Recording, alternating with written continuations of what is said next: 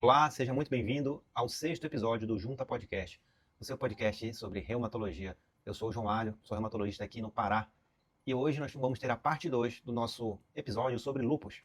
Lúpus eritematoso sistêmico. Primeiro episódio, a gente falou da história do lúpus, das manifestações clínicas, do diagnóstico, dos exames de várias características, e hoje é um episódio mais restrito ao tratamento e acompanhamento das pessoas com lúpus.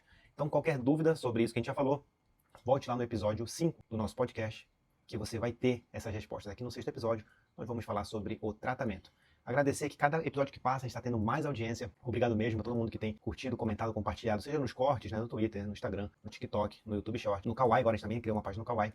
Ou também quem assistiu os episódios na íntegra tem comentado no YouTube, no Spotify, no Deezer, no Apple, entre outras plataformas. Eu não vou responder aqui muitos comentários que são elogiando e tal, né? Eu acho que isso a gente já fez ali pessoalmente. A Elizabeth, ela comentou ali no episódio de artrite reumatoide, bem assim, uma característica importante dessa doença é que ela não atinge só articulações. Verdade, Elizabeth? O sistema nervoso é profundamente abalado. Eu acho que ela se refere a mais a parte emocional, talvez, né? O cérebro desenvolve um estresse enorme. Parece que o cérebro não quer perder a batalha. Isso é bem característico de um cérebro em inflamação, né? Que está vivendo uma situação inflamatória. A fadiga vem desse estresse. A questão da infecção é verdade. Depois que tive mononucleose, que é um vírus, pessoal, começou a fadiga e um ano depois as artroses de quadris, joelhos e ombros. Então, olha como é importante essa relação de uma doença autoimune com a infecção, né? Curioso é que nunca tive dor nas mãos e punhos, que é uma grande característica da doença que ela está falando. O que acabou com a minha vida foi a fadiga extrema. Então, outra pessoa aqui que é de Portugal, a Carla, fala que concorda com o que eu digo, que ela toma um metrexato e ácido fólico e já não tem mais dores como antes, que agora voltou a ter uma vida normal. É isso que a gente espera. A Carla provavelmente está em remissão. E diz que se queixa de vez em quando o cabelo dá uma caída e tal, mas que é uma coisa que ela consegue contornar. Um abraço aí todo mundo. Separamos esses dois comentários aí para responder. E agora a gente vai voltar a falar de lúpus. Ó, quem estava aqui na frente era o Pedro Otávio. Tá ali. Podia até parecer que era um microfone, sei lá assim, que é peludão, né? Olha lá. E hoje a gente quer ver se os outros gatos vão aparecer, né? O Pedro Otávio é o que mais aparece, eu acho, o Persa, mas o Saliente está devendo uma visita para ele. Uma pergunta aqui também, ó. Você usa dois microfones por quê? Eu tô com o microfone de lapela e tô com esse aqui também, é porque esse aqui tá gravando o áudio do vídeo e esse aqui tá gravando o áudio puramente para poder a gente botar em todas as plataformas possíveis aí, não ter nenhuma perda. Para a gente falar do tratamento do lúpus, eu quero primeiramente relembrar para vocês uma característica muito importante das pessoas com lúpus, que na imensa maioria das vezes são pessoas jovens, né?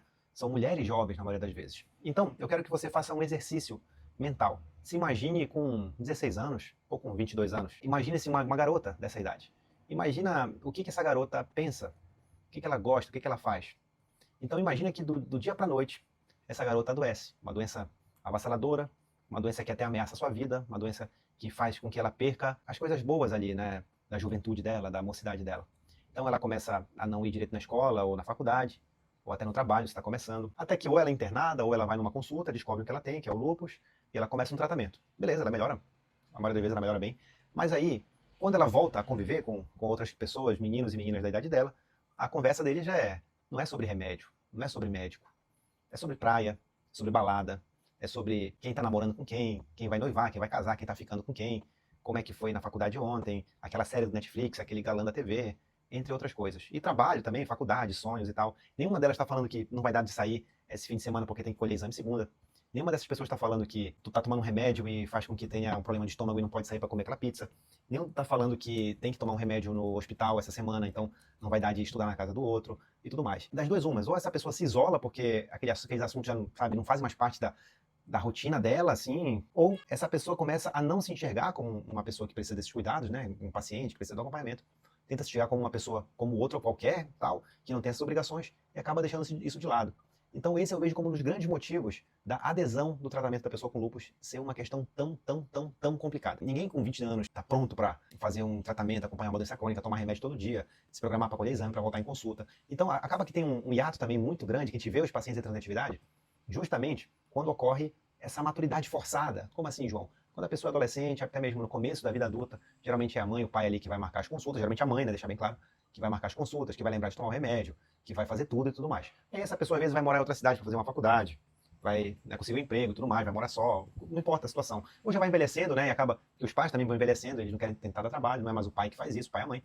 E aí essa pessoa acaba colocando outras prioridades na órbita dela, na rota dela, e acaba deixando de lado um pouco a saúde.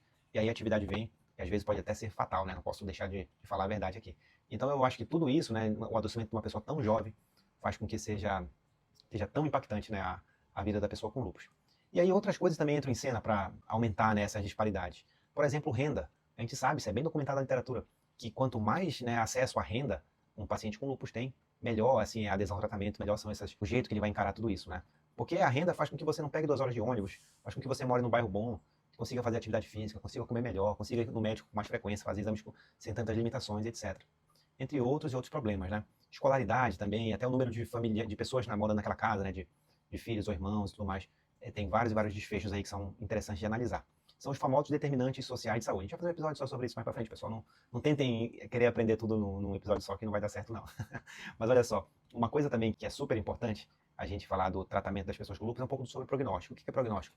É a expectativa, o que a gente se espera, né? Pô, eu não gosto de esconder nada de ninguém, então é comum, às vezes tem algumas perguntas até que as pessoas evitam fazer pra gente, né? Não querem saber a verdade, mas eu vou falar pra você, a verdade é boa. O que acontece, pessoal? Antigamente, quando eu falo antigamente, estou falando antes dos anos 90, se a gente pegasse, assim, as pessoas com lúpus que têm um diagnóstico e fizesse assim, como elas vão estar daqui a 5 anos? Nem metade ficava viva em 5 anos, nem metade ficava viva em 5 anos antes dos anos 90. Quando a gente começou a ter uma visão diferenciada do paciente autoimune, começou a fazer tratamentos que a gente chama de treat to target, né, alvo dirigidos e tal, e com o advento de várias medicações imunossupressoras terem um acesso melhor, e também, claro, com as mudanças, né, no Brasil, a partir dos anos 2000, de condições sociais, essa coisa melhorou muito. Então, se a gente bota assim, de 100% dos pacientes diagnosticados com lúpus, hoje é uma expectativa que mais que 95% estarão bem, estarão vivos daqui a 5 anos. E hoje, para pessoas com lúpus adultas, a expectativa de vida ela é praticamente semelhante à da população geral. Claro, quando a gente está fazendo o tratamento certinho, né, pessoal? Então é muito, muito interessante isso, né? E as pessoas com lúpus, antigamente, elas morriam praticamente sempre ali da doença. Toda hora disso. Lúpus, vai para hemodiálise, morre do lúpus mesmo e tal. Hoje em dia, pessoal, não é mais assim. Hoje em dia, é uma minoria, sabe, que perece pelo lúpus mesmo. Então não tenho medo de conversar sobre isso não, tá? É uma doença grave, eu acho que ela merece ser falada como tem que ser mesmo, tá? Hoje em dia, as principais causas de morte é como da população geral, né? Infarto, AVC e tal, na idade, né, que essas coisas acontecem. Mas o lúpus, quando ele não é tratado, ele aumenta assim, em 2,7 vezes a chance de ter um infarto, ter um AVC, uma coisa que a gente chama de risco cardiovascular. Aumenta o risco de infecção em mais de 6 vezes, né? De neoplasias, cânceres também. Então é importante a gente botar os pingos nos is. Daqui, a gente já bota a pedra fundamental do tratamento do lúpus, que é a hidroxicloroquina. Ela é um tipo de medicamento que a gente chama de antimalárico, é isso mesmo, porque ela já foi usada muito na malária. Ainda é usada, na verdade, muitas vezes. Então, antigamente tinha cloroquina, hoje a gente usa preferencialmente a hidroxicloroquina. Sinceramente, tirando aquele momento maluco ali de pandemia, onde essas pessoas sem noção estavam prescrevendo para os pacientes hidroxicloroquina para Covid, tirando nessa situação que teve uma grande escassez desse medicamento, a gente usou o difosfato de cloroquina. Tirando isso, eu nunca usei na minha vida, eu acho que nunca vou usar o difosfato de cloroquina. É importante a gente falar que a hidroxicloroquina ela tem que ser usada desde o primeiro momento que você tem o diagnóstico de lúpus, e de preferência até o fim da vida da pessoa com lúpus. É sério, os estudos mostram que ela aumenta a vida da pessoa com lúpus por vários motivos. Diminui a chance de você, claro, reativar a doença, diminui a chance de você ter uma infecção e morrer dessa infecção, diminui a chance de você ter um câncer e também diminui a chance de você ter um infarto ou AVC. Claro, se a pessoa tem lúpus, né? Não é pra todo mundo ficar tomando isso, não. Muita gente me manda mensagem, comentário ali nos vídeos, até quando tem que tomar hidroxicloroquina? Meu amigo, minha amiga, em vez de você reclamar, pense diferente, pensa assim, poxa, que bacana que tem um remédio que eu posso tomar para sempre sem me fazer mal. O grande efeito adverso da hidroxicloroquina é o problema na visão, a maculopatia. A gente tem um cuidado especial com quem tem doença renal crônica, quem tem proteinúria, né? E quem está usando uma dose muito alta, né? Então, por isso, hoje, a gente tem um cuidado bem especial de dar a dose adequada, já calculada para o peso da pessoa, né? É por isso que você vai ver na receita do seu médico, às vezes, assim, não tomar no sábado nem no domingo, por exemplo. Isso é de acordo com o seu peso. Então, a hidroxicloroquina tem um papel muito importante em todos os tipos de lúpus, em todos os tipos de atividades do lúpus, mas especialmente aqui ela atua super bem também na pele, nas juntas. Então, em vez de reclamar da hidroxicloroquina, agradeça dela existir. Então, assim, pacientes que por algum motivo não podem usar hidroxicloroquina, por exemplo, quem tem alergia a ela, nossa, são pessoas assim, né, já tem um entendimento de doença, elas se penalizam muito, né, por não tomar, elas realmente sentem falta. Faz toda a diferença mesmo. Então, para a atividade da pele do lúpus, em geral, elas respondem muito bem à hidroxicloroquina e também ao uso de corticoide. Mas a gente tem que lembrar, não tem como controlar a atividade da pele do lúpus se você continua tomando sol. Se proteger do sol é super importante. E aquilo que a gente já falou no outro episódio, até essa luz aqui, por exemplo, está na minha frente, um rebatedor de luz, já é o suficiente para machucar a pele de uma pessoa com lúpus. Então, abusa do protetor solar. Mesmo que se você não vai sair e tal, usa protetor solar mesmo em casa, começar a criar esse hábito. Vai sair na rua, tem que usar um boné ou um chapéu, de preferência chapéu. Eu acho a coisa mais linda a mulher de chapéu, então se você usar um chapéu vai ficar elegante. Usa também aquelas roupas UV, tem umas roupas que vão até aqui a manga comprida, tem até jaquetinha. Evita sair na rua com decote, tanto na frente quanto atrás. E passa bastante protetor, mais uma vez estou lhe falando. Não, protetor não é só no rosto, não. Passa na pele, aqui no braço, na mão, na orelha, no pescoço. Então, use e abuse do protetor solar. É o seu grande aliado. Para a pele também o corticoide, né, como eu falei, faz muita diferença. Metotrexato é outra coisa que a gente pode usar na pele também. A gente pode usar em casos muito severos uma pulsoterapia para tratar a pele e também até talidomida. Talidomida é um medicamento super bom para a parte cutânea do lúpus, mas como ele é muito perigoso por malformações fetais, todo mundo sabe disso, ele é reservado para raríssimos casos. Hoje eu tenho só um paciente tomando talidomida, de todos os meus pacientes com lúpus. Como são pacientes jovens, mulheres jovens, né, na maioria das vezes, aí você tem um perigo maior, porque praticamente todo mundo que está com lúpus aí tratando uma atividade está no período fértil ali da vida, né? Então existe um risco severo disso. Já que a gente está falando de articulação, de junta, aqui o podcast junta, né? Agora vamos falar da articulação da pessoa com lúpus. Hidroxicloroquina, muito bom, e metotrexato. São geralmente as duas coisas que mais resolvem o quadro articular do lúpus. Lembrar, claro, que o corticoide na fase aguda ali vai melhorar muito, mas uma dose baixa, até 10 mg ali já é o suficiente. Anti-inflamatório seria uma boa opção. Mas o que acontece? Como muitas pessoas com lúpus têm lesão do rim pelo lúpus, fica complicado você ficar prescrevendo anti-inflamatórios, sabe? Sem saber como é que é a função renal da pessoa, se ela está tendo lesão ou não. Então não é uma coisa que é proibida para as pessoas com lúpus, mas eu só prescrevo quando já é um paciente que eu tenho um segmento há muito tempo, já conheço bem aquele caso e sei que esse paciente não está em risco de ativar uma nefrite lúpica. E mesmo assim como uma medida de exceção. Então um grande recado que você aprende aqui com lúpus é não se automedicar. Quem já é macaco velho aí no assunto sabe disso. Então o paciente lúpico que é esperto não se automedica. Então tem seu médico de confiança, tem uma cartilha de remédios ali que ele sabe que ele pode tomar ou não, e por aí vai. Às vezes você tá ali, alguém te oferece, né, na boa intenção mesmo, toma esse remédio aqui, você tá com dor de cabeça, né, tá com dor na junta e tal. Aí você nem sabe ali, você tá com dor, você nem lê, né, mas é um anti-inflamatório. Então cuidado, tá, pessoal? Cuidado mesmo. Então lembra que da articulação, quando você tem dor, remédio não é tudo, né? Ajuda muito, claro, mas você vai precisar também de outras medidas. Fisioterapia pode ser muito importante, atividade física é crucial, é essencial. Às vezes, em alguns casos, perda de peso também pode ser uma coisa interessante para os pacientes com lúpus e dor, especialmente nos joelhos. Vamos ter cuidado aí para não generalizar e não entender que é só remédio que vai tratar o problema. Lembrar que a fibromialgia também é uma coisa comum nos pacientes com lúpus, né? Às vezes você acaba tendo também essa confusão, não sabe se é atividade, se é fibromialgia, então uma boa consulta com o reumatologista consegue diferenciar isso. Em alguns casos continua sendo difícil. Mas lembra da atividade física, viu? Se você lembrar disso é muito importante. Um grande problema, né, especialmente pacientes que usaram corticoide há muito tempo, que acabam perdendo muita massa muscular. E ao perder massa muscular, é claro que vai facilitar de você ter dor. Vamos falar agora um pouco do tratamento das manifestações hematológicas. Hematológico, bem claro, do sangue, né? O lúpus a gente sabe que ataca o sangue nas três séries, série branca, série vermelha e nas plaquetas. Corticoide quase sempre é avassalador e resolve muito bem. Agora nós estamos em 3 de fevereiro, amanhã é meu aniversário, por sinal, e da Giovana também, minha namorada. Eu tô com um paciente, tá internado, uma pessoa com lúpus, uma menina, que ela tem sempre crise de anemia hemolítica autoimune. A hemoglobina dela vai lá para 2, 3 e tal. É importante falar que nessas crises transfundir não é uma boa, você tá botando lenha na fogueira. E ela responde de maneira, diria que, fantástica a corticoide. Mas ela sempre entra nessa crise porque ela não toma os remédios dela entre as crises, né? Ela sempre dá uma falhada no tratamento. Então ali na crise corticoide, em casos mais refratários você pode dar imunoglobulina humana, né? Lembra que é uma medicação muito cara, mas tem pelo SUS e tal, mas não é simples de conseguir. Em grandes centros você consegue no mesmo dia, mas em outros lugares não é tão simples. Aqui em Santarém nunca é assim. Isso eu tô falando tanto para a parte hematológica, né, para a parte de sangue de anemia, da série branca, que quase nunca você vai precisar de medidas tão extremas, porque não é uma coisa tão urgente assim. E também para plaquetas baixas, né, também. Recentemente a gente teve outro paciente internado aí com lúpus e plaquetopenia, que deu muito trabalho aí, a gente teve que pulsar para poder diminuir, né, quer dizer, aumentar as plaquetas, que estava em 8.000, a pessoa estava tendo sangramento e tal. Então é uma causa muito importante. Mas não é para desesperar, tá? A pessoa com lúpus aí, com plaqueta baixa, você vê ali 8.000, 10.000, mas não vai sangrar agora não. Então você dá para ter um pouquinho de paciência, pedir os exames e dar um corticoide e tal, antes de pedir outras coisas. Para segurar essa atividade, né, para não voltar a ter, a azatioprina passa a ser uma grande opção. O metrexato não atua muito bem ali para essa parte. A azatioprina com hidroxicloroquina se torna uma grande opção. E logo você desmama esse corticoide também. Tem outras opções como micofenolato, rituximab em alguns casos, entre outras coisas. Dapsona também, mas em geral a azatioprina vai resolver muito bem. Agora a gente vai falar um pouco da parte da pleurite e da pericardite, né? Nas duas você pode dar colchicina ali como sintomático, corticoide resolve bem, hidroxicloroquina, metrexato, azatioprina podem ser opções bem razoáveis, tá? Mas a maioria das vezes, tanto a pleurite, né, o derrame pleural, quanto a pericardite do lúpus não são graves, não vão causar tamponamento, não vão causar outras manifestações assim que vão levar à morbidade desse paciente. É mais um incômodo mesmo. Mas quando é lúpus, parece que todo mundo esquece medicina, né? Os outros médicos. E acabam tendo uma insegurança e você tem que estar ali para dar a bênção, né? E não deixar de fazer besteira. A outra coisa que a gente queria falar agora é da parte neurológica, né? A gente falou muito no outro episódio das atividades do sistema nervoso central e periférico. Pulsar, sempre pulsar ali, não ter medo.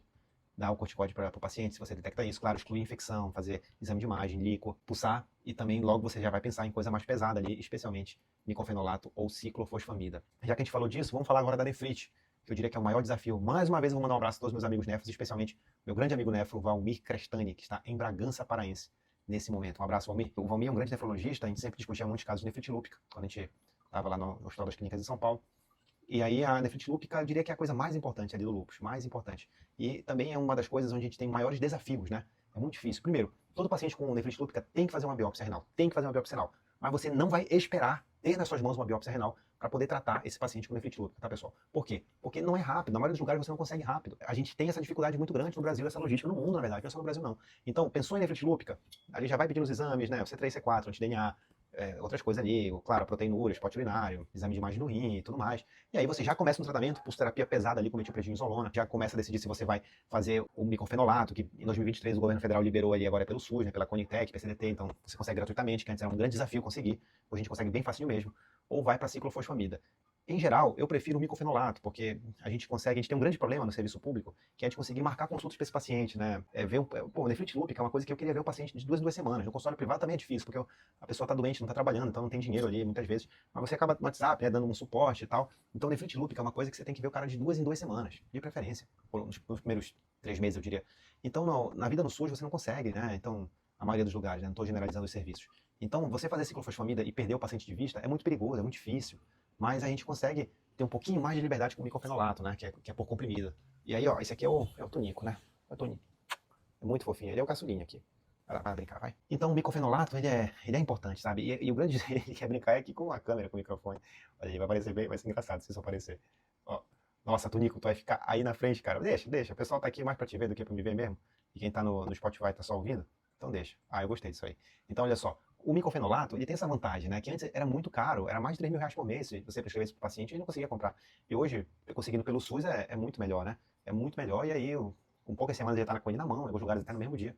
E aí ajuda muito aí no tratamento do lúpus, né? Da nefrite lúpica, do lúpus grave. Caso você decida, né, por qualquer circunstância que seja, às vezes uma intolerância, um efeito adverso do micofenolato, fazer a ciclofosfamida, a gente tem 2 esquemas. O esquema americano, você faz uma vez por mês por 6 meses, e o esquema europeu, que você faz uma dose menor, de 2 em 2 semanas por 3 meses, né? Nas duas opções, você usa 6 aplicações no final, né? Assim, não importa, vai ser sempre 6 aplicações. Mas no modelo europeu você usa doses menores. E eu tenho essa predileção por ele. Mas repito, é um grande desafio fazer isso na prática no SUS, porque você não consegue marcar. Pelo menos aqui no nosso serviço eu não consigo para ninguém assim no SUS. No privado, raramente a gente precisa fazer ciclofosfamida, né, e tal. Então eu acabo escolhendo fazer pelo modelo europeu, né? Especialmente se o paciente tiver convênio, plano de saúde, fica mais fácil ainda. Eu tô adorando, Tunico, você tá aí na frente. Queria só que, sei lá, focasse mais em você. Tem o diagnóstico e tal. Se você for esperar a biópsia para adequar o tratamento, cara, esse paciente vai perder o rim, vai para hemodiálise. Então, você pede, encaminha para o nefro, já vai fazendo a papelada da biópsia ali, já vai conversando com o paciente sobre a importância disso, mas não perde tempo. Em paralelo, você já começa o tratamento também, tá?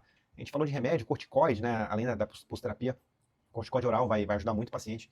E a partir do momento que a gente consegue ver uma resposta boa no tratamento, especialmente na proteinúria, que é a coisa mais importante, uma proteinúria menor que 800 miligramas por ali, 750 miligramas, já é o suficiente ali para você ficar satisfeito e ir diminuindo o corticoide. Um objetivo bem real, que em até 6 meses esse paciente esteja tomando 10 miligramas por dia de prednisolona ou de equivalente, né? É muito satisfatório quando a gente alcança isso. Quando eu faço tratamento bem feitinho, sempre vai alcançar, cara. É muito difícil não alcançar.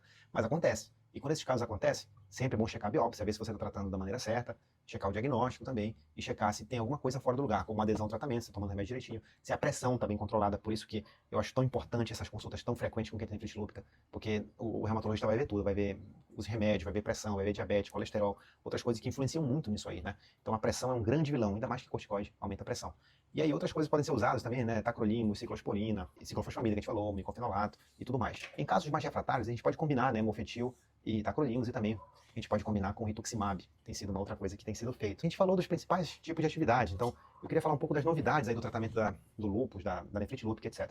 Tem se estudado muito os inibidores da JAK para tratar o lúpus, especialmente casos ali mais cutâneo articulares, né? Os inibidores da JAK são aqueles que a gente já falou em outros episódios, né? O baricitinib, o upadacitinib e o tofacitinib. Então a gente vê com muita esperança isso. Agora a gente está gravando em fevereiro de 2025, ainda não está consolidado esses dados, mas quem sabe quem for ouvir isso durante o ano, né, ou até nos próximos anos, já vai ver coisa diferente. A gente também tem 2 outros biológicos também que são usados no lúpus. Um deles é o belimumab, que é um inibidor do linfócito B, né, BLyS, que a gente chama, BAFF/BLyS, que ele é uma medicação que, eu vou dizer assim, eu sou um pouco frustrado com ele. Ele surgiu com muitas expectativas e muitas promessas que, na minha opinião, não se provaram, não se consolidaram, né? Até pode tentar usar ele também em alguma nefrite lúpica mais refratária, mas ele acabou sendo muito usado com uma melhora muito subjetiva ali de fadiga, melhora articular, cutânea, é uma coisa hematológica. É um grande desafio nosso que ele não é coberto pelo rol DNS, mas ele consegue ser dado pelo SUS em algum caso. Mas a gente tem muitos problemas, né? Por exemplo, aqui em Santarém eu não tenho um centro de infusão reumatológico. Então eu não consigo ver esse paciente todo mês para liberar para ele, então a gente tem nenhum paciente tomando o belimumab aqui. Lá em Belém, em outros centros grandes, tem vários. E também tem um outro remédio, o anifrolumab. Eu vi alguns casos assim em congressos e tal, e conversando com colegas de fora, que eu não tenho nenhum caso ainda. Tem uma paciente usando aqui em Santarém, que ela não é minha, da Cleice, eu já vi o caso dela. Entendi uma vez que a Cleice estava viajando, um colega reumado daqui, e a resposta é muito boa para o anifrolumab mesmo. Só que a gente não tem ele pelo SUS, não tem pelo plano, né? Então todo mundo que consegue é ou comprando, ele é caríssimo, ou judicializando. Então eu vejo assim, o anifrolumab, especialmente para pele, né? Para pele das pessoas com lúpus grave, eu diria que é uma enorme expectativa de quando ele for realmente aprovado pelos comitês aí para ser disponibilizado, ter um acesso melhor para ele aqui no Brasil, porque realmente os resultados de estudos clínicos são muito, muito, muito animadores e até diria que consolidados, né? Então eu vejo até com uma certa ansiedade. Tem um tópico que eu queria falar um pouco do tratamento, que era sobre anticoncepcional. Aí a gente já entra também numa coisa. As pessoas com lúpus são, na sua maioria, mulheres jovens. Então, depois da menopausa, ou até perto da menopausa, é muito difícil você ver um paciente com atividade do lúpus, muito difícil mesmo. E é muito difícil você ver um homem com lúpus, embora eles existam. Por quê? Porque o estrogênio, que é o hormônio sexual ali, que dá os caracteres da mulher, ele é super importante no lúpus, tanto no adoecimento do lúpus quanto nas atividades do lúpus. A falta do estrogênio, ela acaba sendo uma proteção. Então, quando a mulher entra na menopausa e tudo mais, acaba tendo essa proteção aí pro lúpus. Então, não é tudo ruim, né? Entrar na menopausa não é sempre ruim. Tem essa notícia boa aí. E para os homens também, né, acaba sendo uma situação que os protege, né? Existe também agora uma questão sobre os anticoncepcionais. Ao você saber que o estrogênio tem algum papel no lúpus, você também automaticamente já sabe que você não pode dar para o paciente com lúpus nenhum tipo de estrogênio, né? Nenhum tipo de reposição de estrogênio. Então, o anticoncepcional desse paciente, ele não pode ter estrogênio. Ou seja, o Implanon, anticoncepcional oral combinado, a injeção mensal, entre outros modelos aqui de estrogênio, não pode ser usado. Mas os métodos não hormonais, como por exemplo, claro, preservativo, DIU de cobre, podem ser usados, e os métodos como progesterona, como por exemplo o DIU de progesterona, Mirena, Quilena, né, eu acho que chama, e também o Depo-Provera, que é o medroxiprogesterona ali, trimestral injetável, e também pílula isolada, que a gente chama mini pílula, que só tem o progesterona isolada, podem ser usados com muita segurança pelas pessoas com lúpus. Aí outras perguntas que surgem aqui, João, e a pessoa com lúpus trans, né, ou seja, uma pessoa que nasceu biologicamente mulher e ela quer virar um homem trans, ou a pessoa também que nasceu biologicamente homem e quer virar uma mulher trans. E aí ela vai precisar, né, passar por um processo ali de transição com hormônio. Pode? Ela tem lúpus? Pode sim, pessoal. Fazendo acompanhamento muito, muito legal, multidisciplinar, fazendo os exames certinhos, dá sim para essa pessoa tomar com alguma segurança, tá? As doses são bem diferentes. João, pessoa com lúpus tomar anabolizante, botar chip da beleza, aí não pode, pessoal. Aí é avacalhar o negócio, tá? É avacalhar, é promover riscos enormes para a saúde das pessoas, tá, pessoal? Então não pode, não pode, não pode. Outra dúvida de lúpus aqui, pessoal, que sempre me perguntam. João, tem alguma restrição de comida para quem tem lúpus? Quem tem lúpus pode comer de tudo, pode beber de tudo. Pessoal, muito cuidado, lúpus é uma doença grave. Então, você não tem que usar isso contra você mesmo, né? Assim, você não tem nenhuma restrição alimentar por ter lúpus. Mas provavelmente quem está na atividade de lúpus está tomando muito corticoide, aí vai ter problema de pressão, de diabetes, de colesterol, então tem que dar uma maneirada por si só. Mas não existe nenhum alimento como glúten, lactose ou alguma coisa assim que você não pode tomar porque tem lúpus, tá, pessoal? E bebida alcoólica também, acho que todo ser humano deveria repensar o seu uso de bebida alcoólica, tem que usar o mínimo possível. Então, se você está numa atividade de lúpus grave e tal, tá fazendo pulsoterapia, não vai beber, pessoal, não vai inventar moda. Mas você tá bem controlado, tá sem corticoide, tá tomando medicações mais leves, um de outro na vida, todo mundo é filho de Deus, você pode, tá? Mas não faça disso um hábito, seja um pouco mais rigoroso com você mesmo. A gente tem que ter um grande cuidado no lúpus com a infecção. Você sabe, você tem uma imunidade baixa, especialmente quem tá fazendo pulsoterapia, tá usando medicações como micofenolato, corticoide. Então você tem que ser muito caprichoso com vacinas. Não só tomar as que estão no calendário do SUS, mas como investir também em vacinas particulares, como especialmente a pneumocócica 20 valente, a meningocócica ACWY, influenza quadrivalente e herpes zoster. E tem que vacinar contra o HPV. Você precisa vacinar contra o HPV. Quem tem lúpus tem uma chance maior que as outras pessoas de ter câncer no colo do útero. Só para você entender, é uma chance bem parecida com como de você ter câncer no colo do útero, a mesma chance ali de uma pessoa que tem HIV. Então você precisa se vacinar contra o HPV, precisa fazer, se você tem útero, fazer o exame preventivo do colo do útero, tá, pessoal? Seu próprio reumatologista pode pedir, você não precisa passar no ginecologista para fazer isso. Ou procurar um OBS também, ou até um laboratório privado. E aí, meus amigos, com isso tudo, agradeço mais uma vez a todo mundo, recebi muitas mensagens carinhosas aí com o primeiro episódio do Lupus. Eu espero que esse aqui ajude você também. Compartilhe esse episódio, ou outros episódios também, com pessoas que têm lúpus, que têm outras doenças autoimunes. Compartilha com aquela pessoa que você quer que aprenda mais sobre a sua doença, né? Que às vezes um colega do trabalho, um parente, o seu namorado, sua namorada. É super importante mesmo. Um abraço a todas as pessoas com lúpus, especialmente daqui de Santarém, da Plopa, que sempre me recebem tão bem nas reuniões, tá? Grande abraço, pessoal, e até a próxima, até o nosso próximo episódio do Junta.